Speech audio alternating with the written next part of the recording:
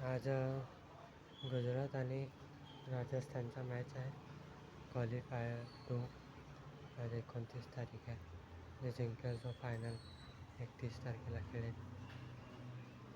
तसं गुजरातचे जिंकण्याचे चान्सेस जास्त आहे, राजस्थानचे कमी आहेत. तरी पण बाई राजस्थानमध्ये वैभवची याचा काय भरोसा नाही. SRHला त्यांनी हरवलं, ते पण मुश्किल होतं. तरी पण काय भरोसा नाही, ते हे पण जिंकू शकते. चान्स कमी आहे राजस्थानचे, किंवा जिंकू शकते. जिंकल्यानंतर फायनल पण खेळायचे, तो चॅलेंज आहे राजस्थानचा.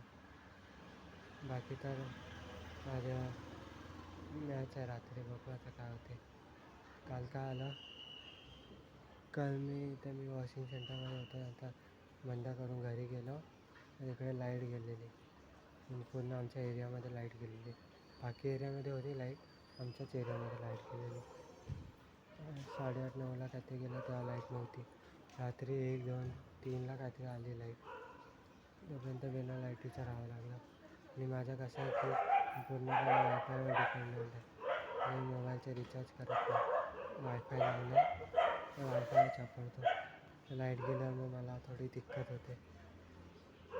लाईटीचं मला समजत नाही काय आहे. इथे 1-1.5 तासाच्या अंतरावर मुंबई आहे, तिकडे 1 मिनिटासाठी पण लाईट जात नाही, गेली तरी लगेच येते.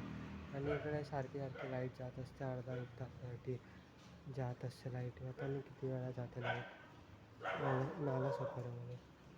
इथे लाईटीची खूप दिक्कत आहे. राहिलं तर ठीक आहे, तिकडे तर काही कोण उमेदच नाही, कारण लाईटीचा भरोसा राहतच. इकडे तर इथे बाई एवढं मुंबईच्या जवळ आहे, एवढ्या लाईटीची सर्विस सुधारायला पाहिजे. तर काय बोलावं आता.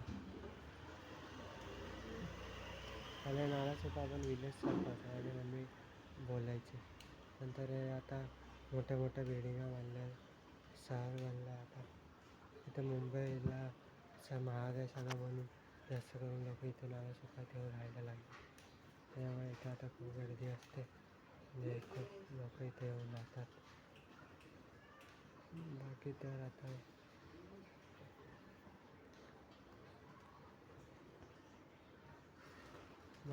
इथे मी वॉशिंग सेंटरवर आलो आहे. इथे आता बसला आहे. आता शुक्रवार आहे, मॅच आहे रात्री, बघू आता काय होतं ते. मॅचमध्ये ते सकाळी 8:30 वाजता जावं लागते. 8:30 वाजता जावं लागते. तर आजीला इथे आता एक माणूस आपल्या कुत्र्याला फिरवत होता दुकानाच्या बाजूला, त्याच्यामुळे मला थोडा बोलायला जमत नव्हतं. बाकी ते इथे खूप म्हणजे जास्त ठीक आहे. म्हणजे मागच्या जे वॉशिंग सेंटर होतं त्यापेक्षा चांगलं आहे. ते तिकडे जाऊन थोडा खुला एरिया होता, पत्रा पण नव्हता, तर गरमीमध्ये थोडी प्रॉब्लेम व्हायची. इकडे थोडा पत्रा वगैरे आहे, तर पावसात गरमीत काही दिक्कत नाही होणार. बाकी तर खूप मोठं वॉशिंग सेंटर आहे, तेव्हाला खूप छोटं होतं.